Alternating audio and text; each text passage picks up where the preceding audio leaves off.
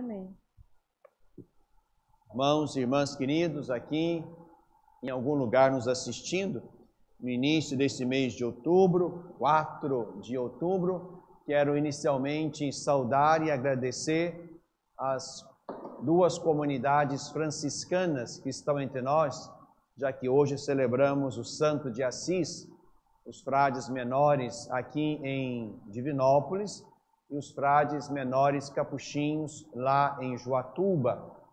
Quero saudar também os grupos leigos de espiritualidade franciscana, seja a pequena família franciscana ou a ordem franciscana secular. São bonitas expressões de espiritualidade a partir de São Francisco de Assis. Quero também, nesta Eucaristia, saudar e trazer para o altar de Deus os nossos agentes da pastoral familiar, sobretudo aqueles que se dedicam ao método de ovulação Billings e as gestantes que estão com alegria esperando o dia bendito do nascimento dos seus meninos e meninas. Estamos na Semana Nacional da Vida. Quero também saudar e prometer rezar por eles, a todos os candidatos às câmaras municipais e ao executivo municipal das nossas 25 cidades. Rezamos já por esses irmãos e irmãs para que se deixem converter.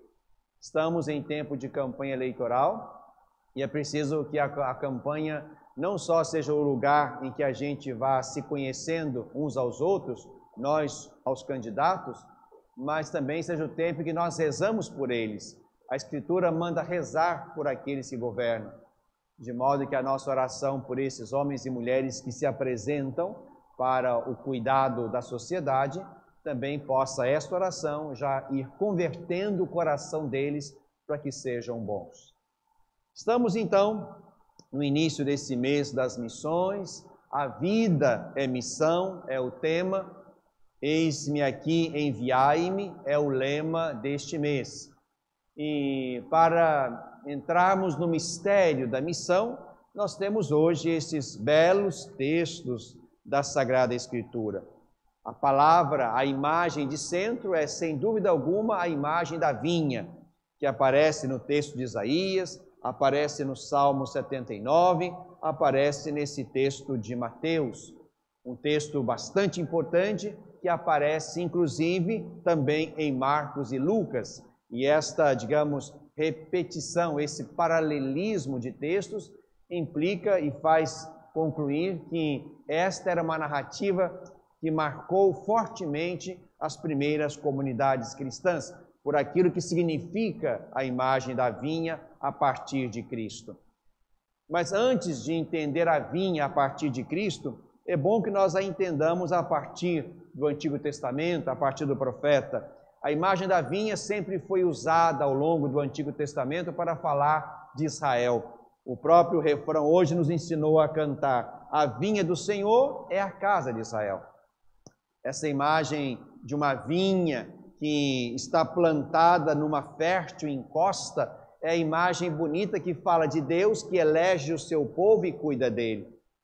Esse povo é a vinha, da qual o Senhor quer colher frutos bons. Mas o profeta vai exatamente desenhar o contraposto. Deus investe na vinha, espera frutos bons, mas aquela vinha produz uvas selvagens. Lembra o profeta? Deus esperava frutos de justiça, veio a injustiça. Esperava frutos de bondade, veio a iniquidade. E aqui o profeta faz com que Israel entenda que não é este o resultado de uma relação com Deus. Deus investe em Israel esperando fidelidade, esperando compromisso, esperando cuidado. O cuidado com o pobre, com a viúva, com o oprimido, com o estrangeiro. Era isso que fundava a aliança. Deus cuida do seu povo e o povo cuida de si e dos seus, sobretudo daqueles mais vulneráveis. Mas o profeta faz com que Israel entenda que não estava sendo assim. e que Deus iria castigar, não por decisão própria, mas como resultado desta infidelidade e desta iniquidade.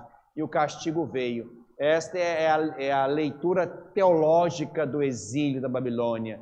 O exílio vem como um castigo de Deus diante da infidelidade, da iniquidade do seu povo.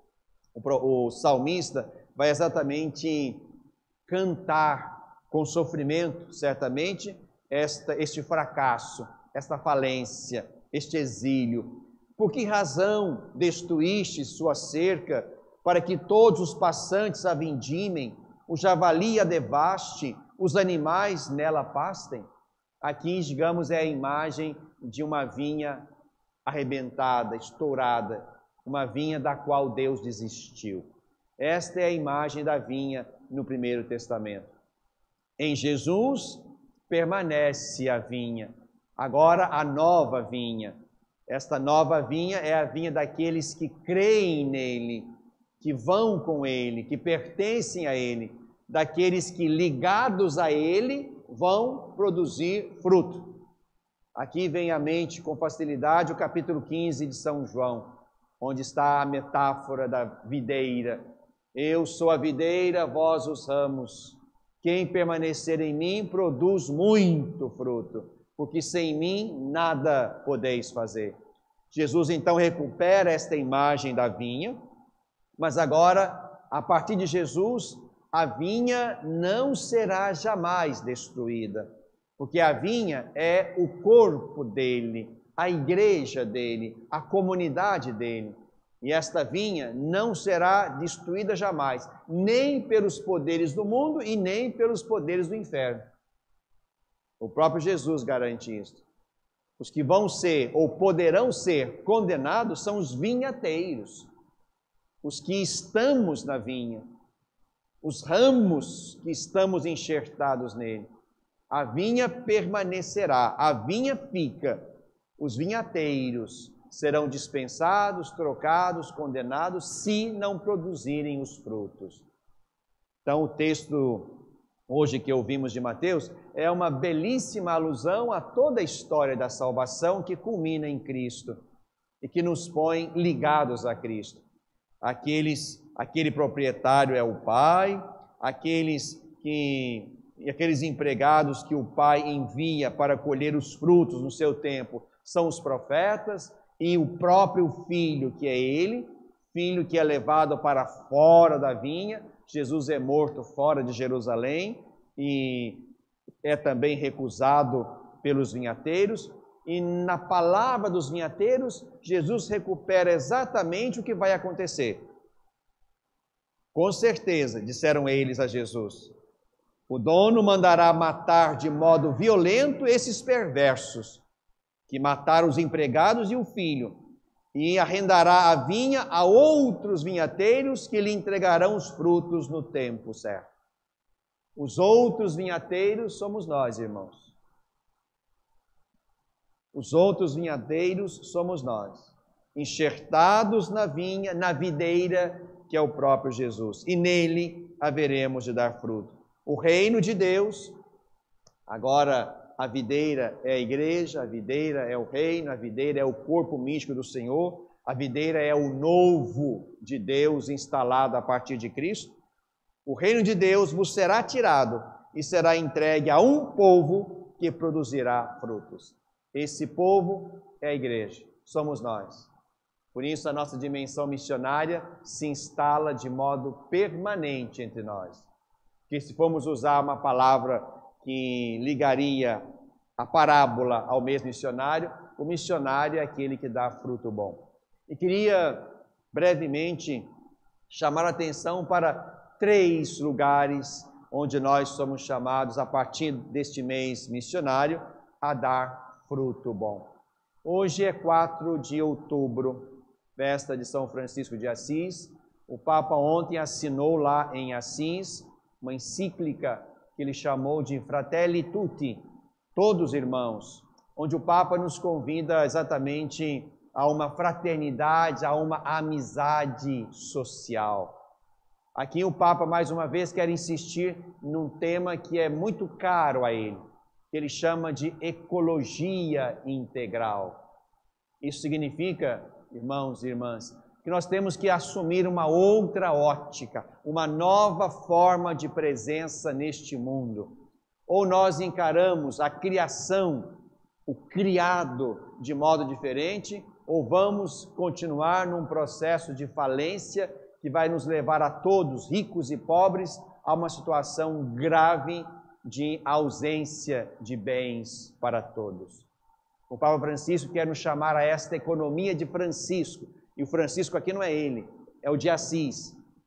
Economia de Francisco e clara, como o Papa Francisco quer, é uma maneira de nos fazer olhar de novo para o mundo, para a criação e pensar processos diferenciados, pensar olhares diferenciados, pensar posturas diferenciadas em relação à criação. Nós temos que repensar, irmãos, o consumo, o desperdício, o descarte. Nisso tudo nós perdemos. Os nossos frutos não são os melhores. Consumimos mais do que precisamos, desperdiçamos de modo pecaminoso comida e o resto e descartamos muito e erradamente. Certamente aqui estamos diante de um lugar onde nós precisamos de conversão. Precisamos produzir frutos. Precisamos produzir frutos. E essa ecologia integral não significa, claro, cuidar dos bichos e das águas e das terras, mas significa primariamente, pensando o ser humano, cuidar do resto. O ser humano é o fruto primoroso que Deus põe no jardim para cuidar do jardim e para que o jardim fosse a casa comum desse ser humano, criado à imagem e semelhança de Deus. Então aqui estamos diante de um primeiro lugar onde nós, a humanidade, temos produzido sim muita uva selvagem e precisamos de sincera e evangélica conversão. O nosso olhar sobre o mundo precisa de novos critérios, de novas posturas, de novos frutos bons. Esse é um primeiro lugar onde nós precisamos sim tomar consciência de que nesse lugar da vinha nós precisamos mudar.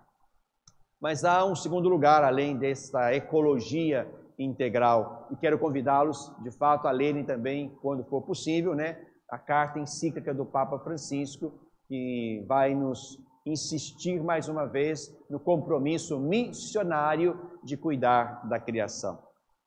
Mas a segunda coisa importante é exatamente esta em que nos encontramos agora. Estamos em tempo de campanha eleitoral. Também aí, irmãos, nós precisamos produzir fruto bom. Chegamos a um ponto em que a política se tornou alguma coisa que a gente não gosta, que a gente não dá atenção, não dá valor, não dá importância. A política também precisa produzir fruto bom. A política precisa produzir uva boa, já que a política é exatamente a capacidade, o meio de organizar a sociedade de maneira justa, de maneira transparente, de maneira equitativa. A política precisa ser este lugar bonito onde a gente possa cuidar de todos. A política precisa recuperar a sua bondade, enquanto o meio pelo qual a sociedade humana se organiza e cuida de todos. Este é um segundo foco. Por isso é importante que a gente também olhe com outro olhar os candidatos, as eleições municipais, tenhamos capacidade sim de, com discernimento que vem da fé, poder perceber onde estão os velhos vícios, onde estão os velhos viciados na política que até aqui não foi capaz de gerar fruto bom ou gerou pouco fruto bom, e nos abrimos de fato a um olhar sobre a sociedade, sobre os políticos, sobre a política, e esse olhar nos ajude a escolher homens e mulheres que, com verdadeira convicção de coração, de consciência, sejam capazes de produzir o fruto bom que a política pode e deve produzir. Por fim, uma terceira área de missão que nos cabe logo no início desse mês é o cuidado da vida. Estamos na Semana Nacional da Vida, iniciada no dia 1º, e vamos até o dia 8 de outubro, quando celebramos o dia do nascituro. Os meninos e meninas que, guardados ainda no aconchego do ventre, esperam o dia feliz e bendito do nascimento. Nesta Semana Nacional da Vida, também aí somos chamados a produzir o fruto do cuidado da vida, em todas as dimensões, desde o ventre até a vida idosa ou gravemente adoecida. Há poucos dias, a Congregação para a Doutrina da Fé nos presenteou com um belo texto chamado Samaritanos Bonus, o Bom Samaritano. E a congregação falava do cuidado da vida em situação terminal. Nenhuma vida em situação terminal pode dispensar cuidado. Não. A vida precisa ser cuidada até o último momento. Não se desligam as máquinas. Não se admite eutanásia. Não se admite a eliminação do doente ou do idoso. Não se trata também de uma obstinação terapêutica, não é? Dar tudo de modo agressivo para conseguir um dia a mais. Mas se trata de manter o cuidado da vida até que esta vida termine de modo natural. Na Semana Nacional da Vida, nós nos preocupamos com as crianças que estão nos ventres, cujo discurso de defesa às vezes é tão emocional, como nós percebemos há pouco tempo. Aqui nós precisamos, diante de uma gravidez, resguardar a vida dos dois, da mãe e da criança. Tentar salvar os dois. Uma coisa é tentar salvar os dois e perder um. Outra coisa é decidir antecipadamente em eliminar um. É diferente. Uma coisa é tentar salvar os dois, e esta prática que nós tínhamos que assumir. Outra coisa é decidir já antes de tentar eliminar um, como se um tivesse menos valor de vida do que o outro. Por isso, irmãos, nós temos também aí no cuidado da vida muita conversão a fazer, muito fruto bom a dar. Deixemos-nos então converter pela Eucaristia.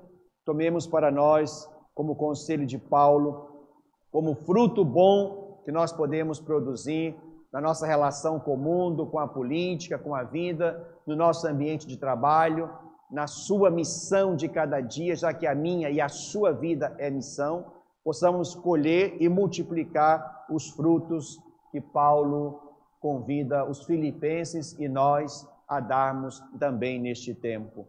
Ocupai-vos com tudo que é verdadeiro, respeitável, justo, puro, amável, honroso, virtuoso, ou qualquer coisa que mereça louvor.